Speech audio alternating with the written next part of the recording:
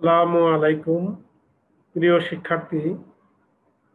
আমি এখন principles of finance থেকে শর্ট টার্ম ফিনান্সের কস্ট অফ ট্রেড ক্রেডিট এবং ব্যাংক লোন 2015 সালে যে প্রশ্নটা জাতীয় বিশ্ববিদ্যালয়ে বিবিএ অনার্স প্রথম বর্ষে এসেছিল তার সমাধান আমি এখন দেখাবো।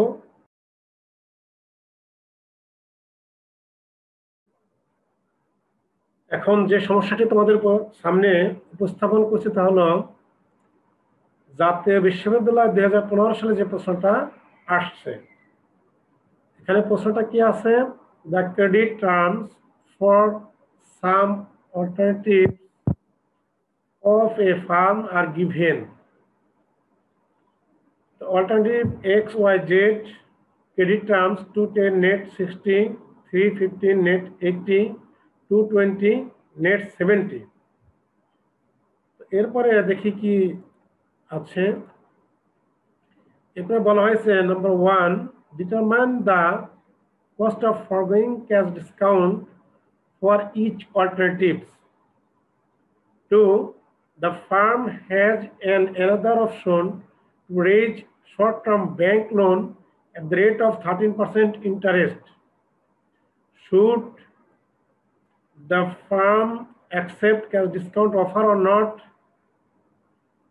Requirement 3, what would be the decision in requirement 2 if account payable are stretched by 30 days? তো আমরা এগুলোর অর্থ একটু জেনে নেই।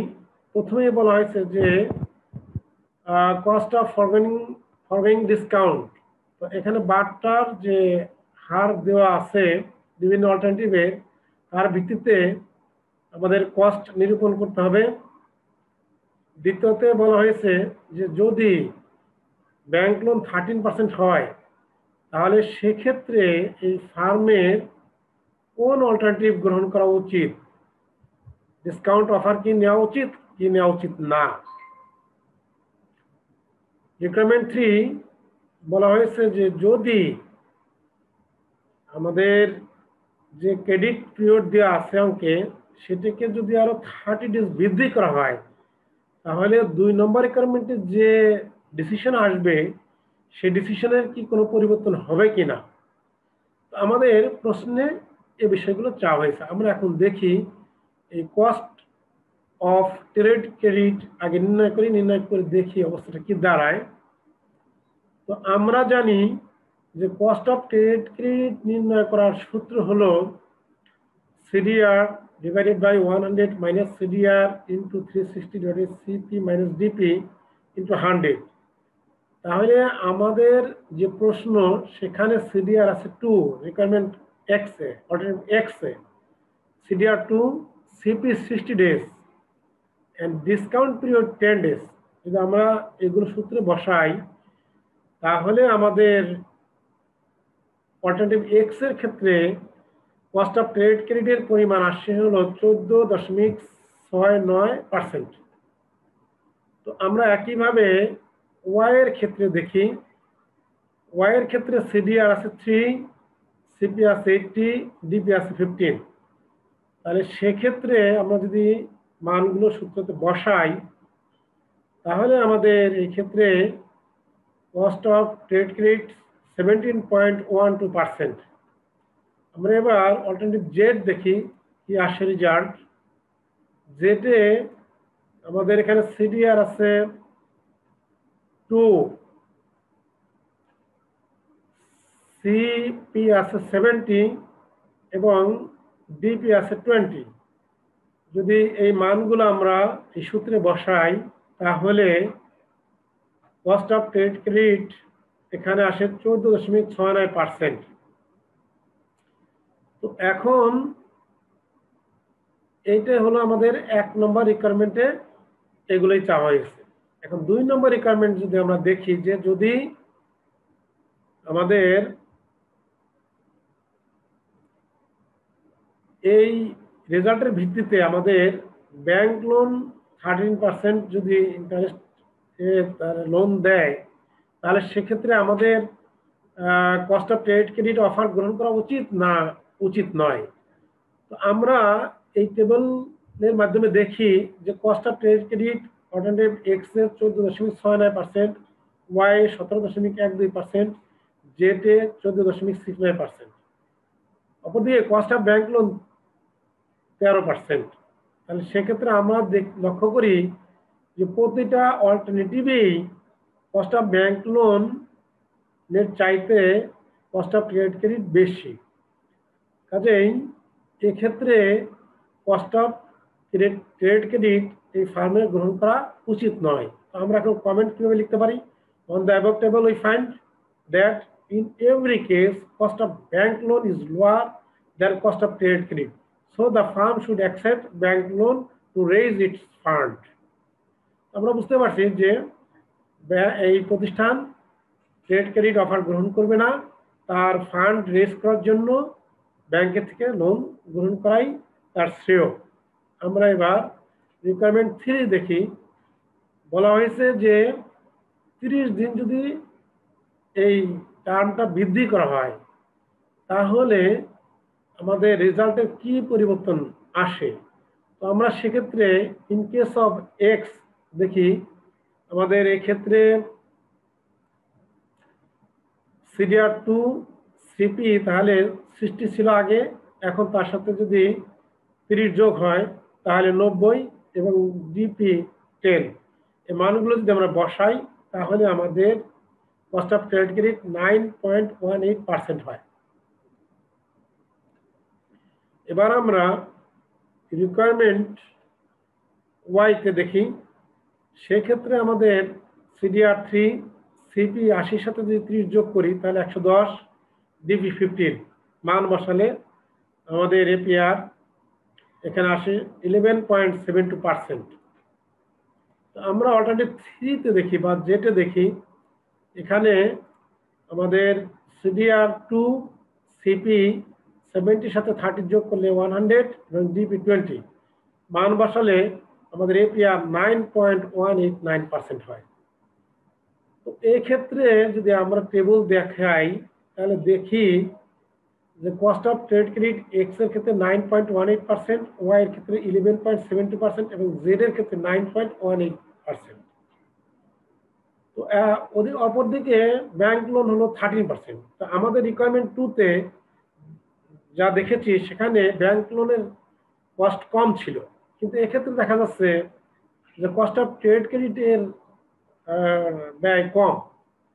যেহেতু এক্স এবং জেড এই দুইটার ক্ষেত্রে দেখা যাচ্ছে যে 9.18%, 9.18%, অর্থাৎ দুটোর ক্ষেত্রেই সমান। অতএব এক্ষেত্রে এক্স অথবা জেড যে কোনো অল্টারনেটিভই এই ফার্ম গ্রহণ করতে পারে। কাজে আমরা এখন কমেন্ট দেব, if accounts payable are stressed by 30 days, the firm will change its decision taken requirement 2 because cost of trade credit in all cases is lower than bank loan. তো আশা করি তোমরা 2015 সালের যে অঙ্কটি আসছে এর সমাধান বুঝতে সক্ষম হয়েছ। এ পর্যায়ে আমি ব্যাংক লোনের একটি সমস্যা তোমাদের সামনে তুলে ধরব। এই সমস্যাটা সমাধান বুঝলে আশা করি যে ব্যাংক লোন সংক্রান্ত কোনো সমস্যা তোমাদের থাকবে না। তো আমরা সমস্যাটা দেখি কি আছে। Surma rice mills Limited wants to borrow টাকা 4 lakh from BBBL Bank at Rajbari branch from 1 year period to meet the working capital requirement. The bank has given following alternatives. তো এটুকু যেটা বলা হয়েছে সেটা হলো যে সুরমা রাইস মিল তার 4 লক্ষ টাকা ওয়ার্কিং ক্যাপিটালের প্রয়োজন, সে Rajbari Dutch Bangla Bank Limited থেকে এই টাকাটা সংগ্রহ করতে চায়। The bank has given the following alternatives, bank এই নিচের বিকল্পগুলো দেখাচ্ছে। এ নম্বরে বলা আছে 10% interest with no compensating balance. বলা হয়েছে যে 10% ইন্টারেস্ট দিতে হবে, সেক্ষেত্রে কোনো ক্ষতিপূরণ উদ্বৃত্ত বা কম্পেনসেটিং ব্যালেন্স থাকবে না। বিতে বলা হয়েছে 12% ইন্টারেস্ট উইথ 10% কম্পেনসেটিং ব্যালেন্স। বলা হয়েছে 12% ইন্টারেস্ট দিতে হবে যদি 10% কম্পেনসেটিং ব্যালেন্স সেখানে দেওয়া থাকে। অর্থাৎ সিতে বলা হয়েছে 12% interest rate and bank deducts interest in advance. বলা হয়েছে যে এখানে 12% ইন্টারেস্ট রেট এবং bank deducts interest in advance, অর্থাৎ ব্যাংক তার সুদের টাকাটা শুরুতেই কেটে রাখবে। এটা deduct interest paid in advance অথবা ডিসকাউন্টেড মেথড যদি থাকে তাহলে এই সূত্রটা একই অর্থ মিন করে। আমরা এরপরে দেখি আর কি আছে। ডিতে বলা হয়েছে 10% interest rate with 20% compensation balance and bank deducts interest in advance. এই ক্ষেত্রে দুইটা জিনিস ইনভলভ হয়েছে, একটা হলো কম্পেনসেটিং ব্যালেন্স এবং ব্যাংক ডিডাক্টস ইন্টারেস্ট, অর্থাৎ ইন্টারেস্ট পেইড ইন অ্যাডভান্স, দুটো বিষয়ের মধ্যে অন্তর্ভুক্ত আছে। ইতে বলা হয়েছে 13% interest rate with monthly installment. এখানে ইনস্টলমেন্ট বেসিসের একটা সমস্যা এখানে দেওয়া হয়েছে।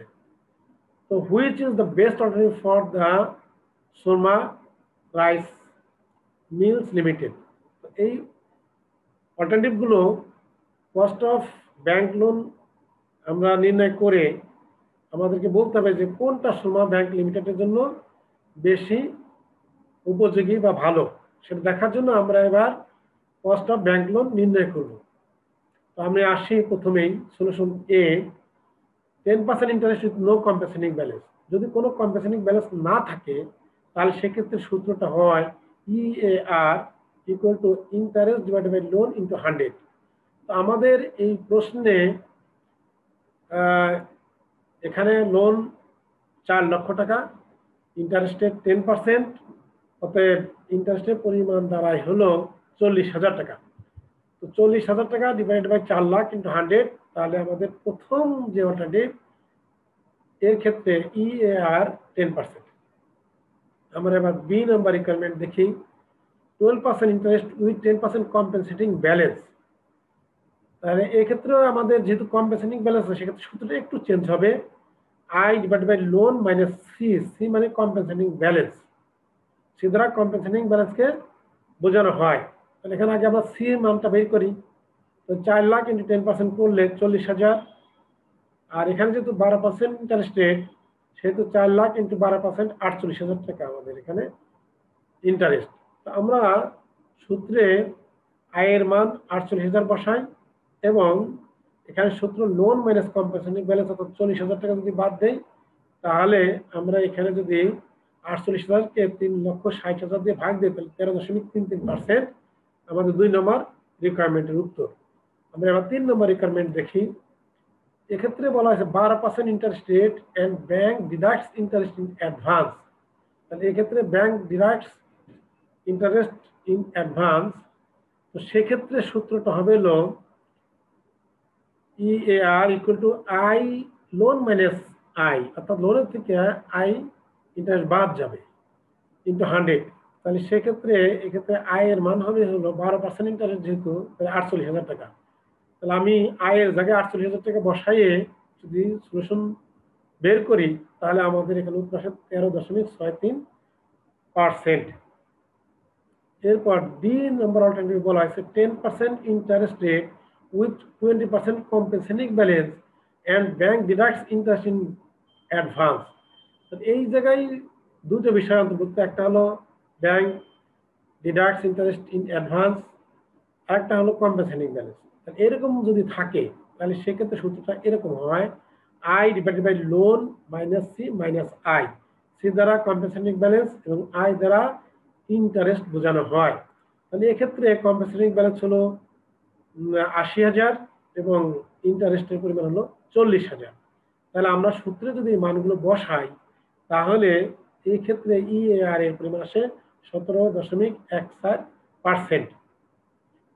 এরপরে আমরা যে ইনস্টলমেন্ট বেসিসের যে সমস্যাটা আমাদের এখানে দেওয়া হয়েছে যে 13% ইন্টারেস্টেড উইথ মান্থলি ইনস্টলমেন্ট। তাহলে সেক্ষেত্রে আমাদের সূত্রটা হয় হলো 2PC divided by A into n plus 1 into 100। তো এখানে পি দ্বারা বোঝায় হলো, এ দ্বারা বোঝায় হলো লোনের পরিমাণ, সি দ্বারা বোঝায় হলো ইন্টারেস্টের পরিমাণ, এন দ্বারা বোঝানো হয় হলো বাৎসরিক ইনস্টলমেন্টের পরিমাণ, আর পি দ্বারা বোঝানো হলো টোটাল ইনস্টলমেন্টের পরিমাণ।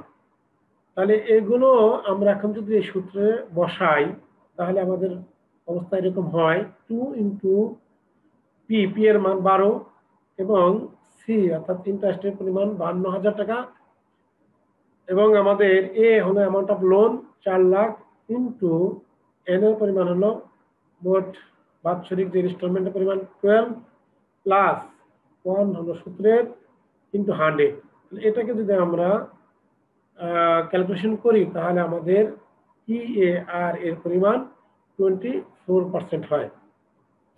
এখন আমরা এ থেকে ই পর্যন্ত রিকোয়ারমেন্টগুলো যদি ফলাফল দেখি তাহলে আমাদের প্রথম যে রিকোয়ারমেন্ট সেই রিকোয়ারমেন্টেরই কস্ট হলো সবচেয়ে কম অর্থাৎ 10%। কাজেই এই ফার্মের প্রথম রিকোয়ারমেন্ট গ্রহণ করা উচিত বলে আমি মনে করি। আশা করি তোমরা এই অঙ্কটার সমাধান বুঝতে সক্ষম হয়েছ। ধন্যবাদ সকলকে। আজ এ পর্যন্তই, পরবর্তী ক্লাসে তোমাদের সাথে আবার দেখা হবে।